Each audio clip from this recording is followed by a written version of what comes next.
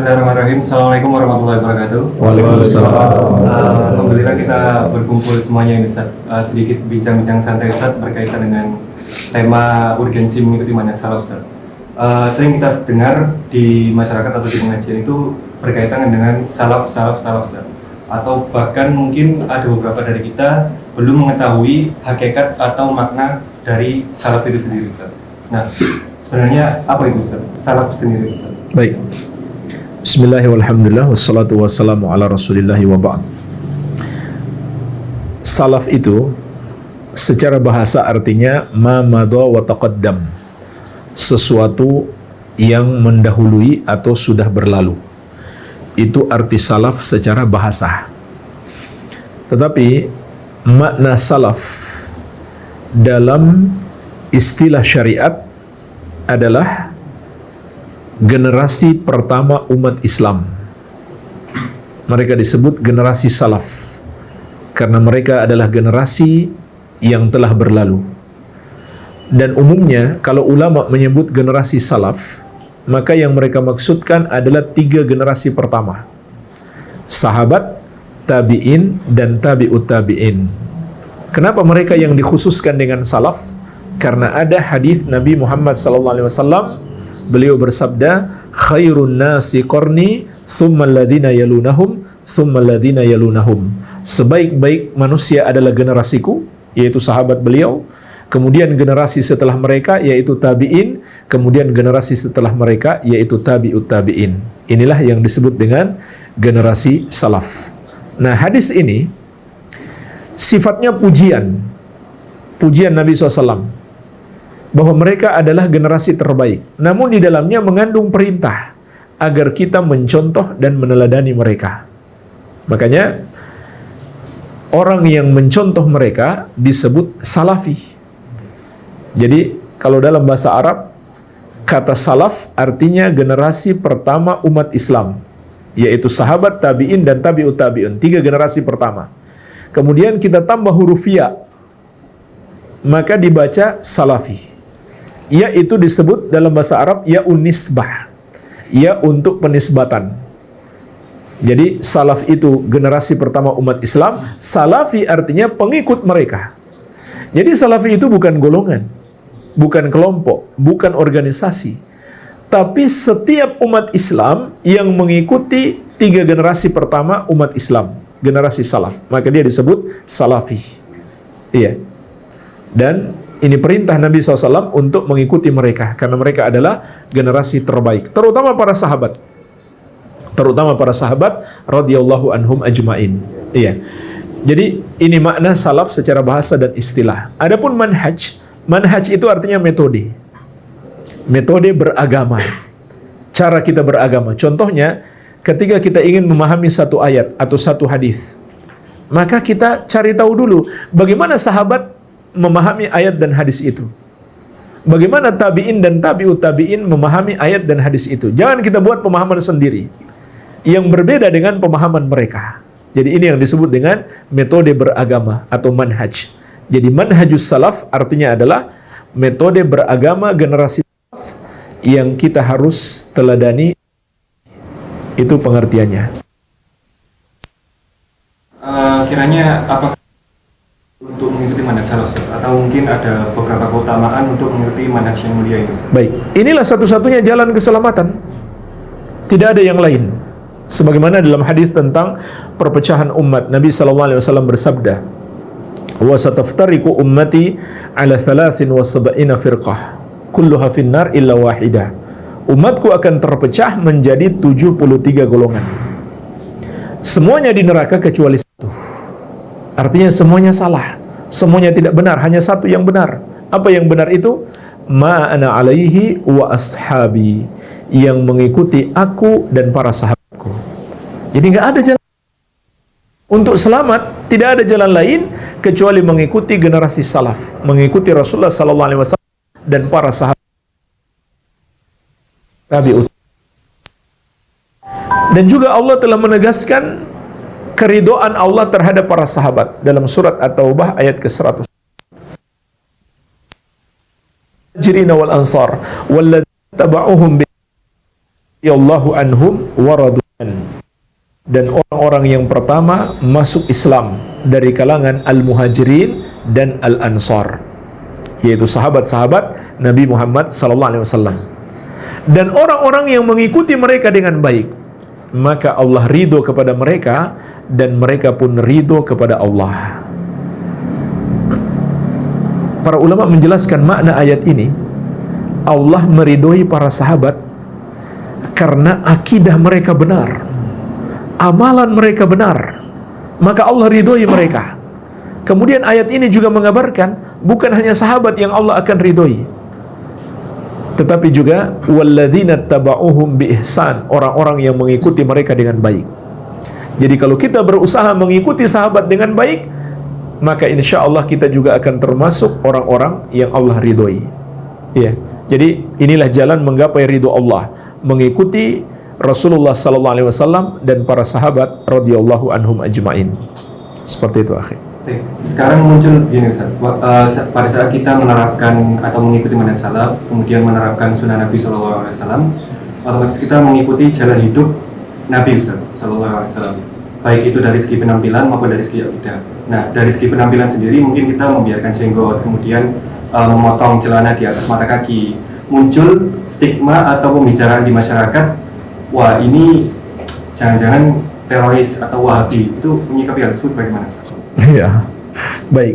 Kadang sering juga menimpa kita yang sudah menerapkan sunnah Nabi. Pertama perlu saya ingatkan terlebih dahulu, mengikuti Nabi Muhammad SAW yang paling utama adalah mengikuti akidah beliau, keimanan beliau, kemudian ibadah beliau, kemudian akhlak beliau. Ini 3 hal: akidah, ibadah, dan akhlak. Ini yang paling penting dalam meneladani Rasulullah SAW. Iya. Termasuk dalam adab-adab berpakaian, itu juga bagian dari akhlak yang mulia. Adab-adab berpakaian. Rasulullah SAW bersabda, "Ma asfala minal ka'bain minal izar finnar." Pakaian itu hendaklah di atas mata kaki. Pakaian yang di bawah mata kaki terancam masuk neraka. Iya. Walaupun ada hadis-hadis yang berbicara tentang antara yang sombong dan tidak sombong. Dan di sini terjadi khilaf ulama. Pendapat yang paling kuat, insya Allah, orang yang menggunakan pakaian melewati mata kaki, kalau dia menggunakannya karena sombong, dosanya lebih besar. Kalau dia tidak berniat karena sombong, dia tetap berdosa, walaupun dosanya lebih ringan daripada yang menggunakannya karena sombong. Iya. Jadi ini termasuk bimbingan Nabi SAW dalam berpakaian. Namun ternyata kita dapatkan ada orang-orang melakukan aksi terorisme juga seperti itu penampilannya. Ya, pakaiannya tidak menutupi mata kaki, sehingga memunculkan stigma. Jadi seakan-akan orang yang berpakaian tidak menutupi mata kaki, begitu pula yang berjenggot, itu adalah ciri-ciri teroris. Maka tentu menyikapi hal seperti ini, kita harus terangkan, kita harus jelaskan. Ini bukan ciri-ciri teroris, ini sunnah Nabi SAW. Ya, tentang jenggot, Nabi SAW bersabda, "U'ful liha wa u'fus syawarib." Biarkan jenggot Anda tumbuh dan potong kumis Anda. Jadi itu sunnah Nabi SAW. Nah, untuk membedakan teroris dan bukan, itu bukan semata-mata dilihat pada ciri penampilannya, tapi dilihat pada akidahnya, pada metode beragama. Iya. Dan alhamdulillah kalau seperti di negeri kita, seperti aparat kepolisian, mereka sudah ngerti. Mereka sudah paham mana yang teroris betulan dan mana yang kebetulan saja mungkin secara fisik penampilannya sama, tapi dia bukan teroris. Ya, jadi teroris itu nggak bisa dinilai hanya sekedar penampilan saya, tapi lihat pada pemahaman. Iya, ini yang harus kita lakukan. Kita harus terangkan. Bukan seperti itu menilai teroris. Iya. Contohnya jemaah sekalian, pemahaman teroris adalah pengkafiran. Mengkafirkan kaum muslimin. Mengkafirkan para pelaku dosa besar. Makanya jangan heran kalau mereka melakukan pengoboman, mereka nggak peduli walaupun ada muslim yang mati. Walaupun mereka bilang berjihad melawan orang kafir, tapi mereka nggak peduli walaupun ada muslim yang mati, karena mereka anggap muslim ini sudah kafir. Muslim ini sudah kafir. Iya. Nah, disinilah ini sebagai contoh jamaah sekalian, sekaligus kita jelaskan contoh urgensinya mengikuti pemahaman sahabat dalam memahami Al-Quran. Di antaranya memahami surat Al-Maidah ayat 44. Allah Azza wa Jalla berfirman, "Wa man lam yahkum bima anzalallah fa ulaika humul kafirun." Barang siapa yang berhukum, barang siapa yang tidak berhukum dengan syariat yang Allah turunkan, maka mereka adalah orang-orang kafir. Nah, jemaah sekalian, bagaimana memahami ayat ini? Orang-orang yang punya pemahaman teroris, mereka akan mengkafirkan pemerintah, karena menurut mereka tidak berhukum dengan syariat. Kemudian aparat pemerintah mereka juga kafirkan, karena menurut mereka membantu pemerintah yang tidak berhukum dengan syariat. Makanya jangan heran, pernah terjadi di Cirebon, teroris mengebom masjid di kantor polisi, lagi sholat Jumat, subhanallah. Karena mereka menganggap polisi itu sudah kafir, karena membantu pemerintah menegakkan syariat, menegakkan hukum yang bertentangan dengan syariat. Ayatnya betul, tapi bagaimana sahabat memahami? Bacalah tafsir At-Tabari atau tafsir Ibnu Katsir. Para sahabat menjelaskan maksud ayat ini adalah kufrun duna kufrin, kufur kecil. Kufur kecil itu dosa besar, tapi tidak sampai menyebabkan pelakunya kafir. Tidak sampai menyebabkan pelakunya kafir keluar dari Islam. Ini contoh, kalau kita merujuk kepada pemahaman sahabat. Karena sahabat itu tahu tentang apa ayat ini turun. Ternyata para sahabat menjelaskan, sebagaimana disebutkan juga oleh Imam Ibnu Katsir dalam tafsir beliau, ayat ini turun untuk mengkafirkan Yahudi dan orang-orang musyrik yang tidak mau mengikuti hukum syariat Allah. Nah, ketika ayat ini digunakan untuk menghukumi kaum muslimin, status kekafirannya berkurang.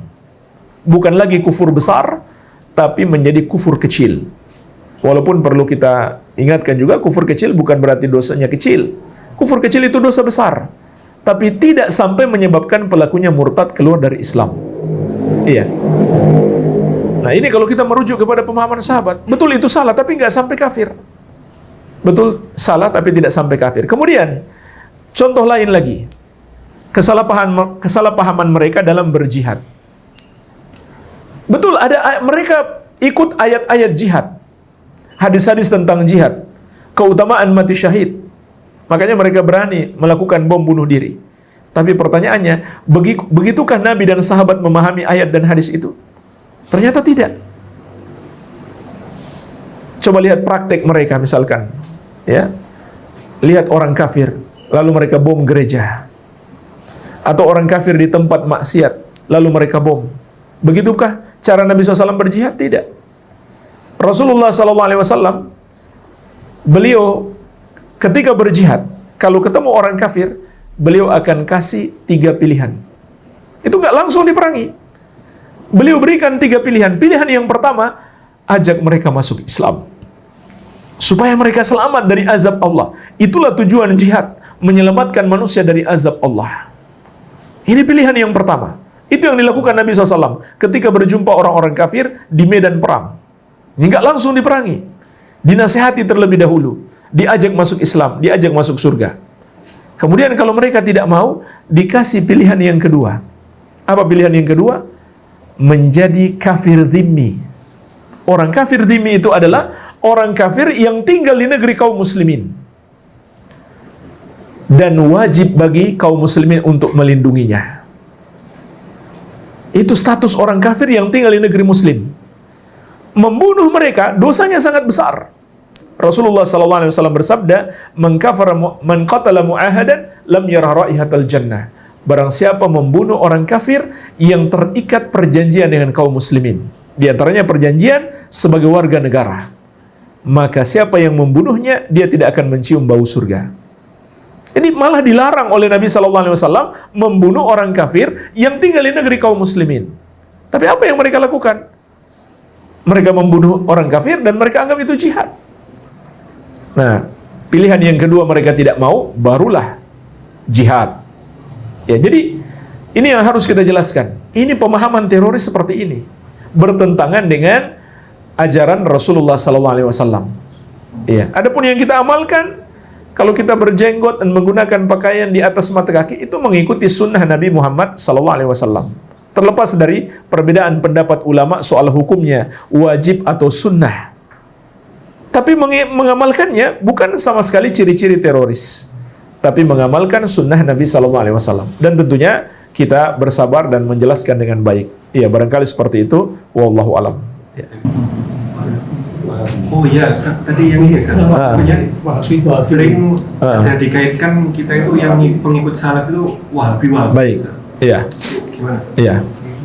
Jadi Wahabi itu, kalau secara bahasa ya, itu berasal dari kata Al-Wahhab. Al-Wahhab itu nama Allah. Artinya Allah yang maha memberi. Kemudian mereka tambah huruf ya, jadi Wahabi. Sebenarnya kalau dari segi bahasa maknanya bagus. Artinya pengikut Allah. Tapi yang mereka maksudkan bukan pengikut Allah, pengikut Muhammad bin Abdul Wahhab. Jadi secara bahasa pun sudah salah sebenarnya. Bukan hanya salah, tapi ini adab buruk kepada Allah. Sebab yang mereka beri nama Wahabi itu maksudnya untuk menjelekkan, tapi menggunakan nama Allah. Ini adab buruk sebenarnya. Padahal yang mereka maksudkan pengikut Muhammad bin Abdul Wahhab. Ya, namanya Muhammad. Abdul Wahhab nama ayahnya. Al-Wahhab nama Allah Azza wa Jalla. Nama ayahnya Abdul Wahhab. Namanya Muhammad. Iya. Nah, siapa Syekh Muhammad bin Abdul Wahhab itu? Beliau adalah pejuang Islam, ulama besar Ahlus Sunnah wal Jamaah di abad ke-12 Hijriah. Buku-buku beliau sampai sekarang masih ada. Bisa diteliti, bisa diuji, tidak ada yang keluar dari ajaran Ahlus Sunnah wal Jamaah. Hanya saja kenapa banyak orang membenci beliau? Karena beliau memberantas perbuatan syirik dan bid'ah. Itulah yang membuat orang-orang yang berbuat syirik dan berbuat bid'ah sangat benci kepada beliau. Itu sebabnya mereka menggelari pengikut beliau dengan Wahabi. Ya, karena di zaman itu di abad ke-12 Hijriah di Arab Saudi, syekh ini punya kekuatan besar, pengikutnya banyak. Termasuk didukung oleh pemerintah Arab Saudi. Nah, disitulah menyebabkan kebencian orang-orang yang berbuat syirik dan bid'ah. Karena mereka diberantas syirik dan bid'ahnya bukan hanya dengan lisan, tapi juga dengan kekuatan, dengan kebijakan pemerintah di masa tersebut. Iya. Jadi itu sebabnya mereka menamakan Wahabi. Dan intinya yang mereka namakan Wahabi, nggak ada ajaran baru. Semua ajaran bisa dibuktikan, bisa didiskusikan, bisa didialogkan. Tidak ada yang bertentangan dengan pemahaman sahabat. Tidak ada yang bertentangan dengan ajaran Islam. Iya. Nah, jemaah sekalian, sedikit saya tambahkan tentang dakwah Syekh Muhammad bin Abdul Wahhab ini. Beliau dan murid-muridnya termasuk yang menginspirasi perlawanan terhadap penjajah di dunia-dunia Islam, termasuk negeri kita Indonesia. Beliau termasuk berjasa besar dalam memberikan semangat perlawanan terhadap penjajah Belanda. Bacalah sejarah perjuangan Tuanku Imam Bonjol. Dan bagaimana Imam Bonjol ini punya semangat jihad yang besar, itu ditularkan dari guru-gurunya. Dan guru-gurunya ini belajar di Arab. Belajar kepada murid-murid Syekh Muhammad bin Abdul Wahhab. Setelah mereka pulang ke tanah air, merekalah yang menyemangati kaum muslimin untuk berjihad melawan penjajah. Maka di antara murid mereka adalah Tuanku Imam Bonjol, pahlawan nasional. Makanya Buya Hamka pernah menyebutkan dalam satu bukunya, saya lupa judul bukunya, bahwasanya tuduhan Wahabi itu termasuk alat penjajahan untuk melemahkan perjuangan umat Islam. Iya, jadi mereka pecah belah umat Islam dengan dituduh Wahabi bagi orang yang punya semangat jihad. Ya, itu kata Buya Hamka dalam salah satu bukunya. Nah, itu juga digunakan oleh Inggris untuk memecah belah umat Islam di India. Ketika mereka menjajah India, mereka namakan pejuang-pejuang Islam ini sebagai Wahabisme. Kenapa mereka namakan Wahabisme? Karena yang paling semangat berjihad melawan mereka itu jamaah yang pulang dari haji. Setelah di Arab Saudi bersentuhan dengan dakwah Syekh Muhammad bin Abdul Wahab, pulang-pulang mereka punya semangat jihad yang besar untuk melawan penjajah.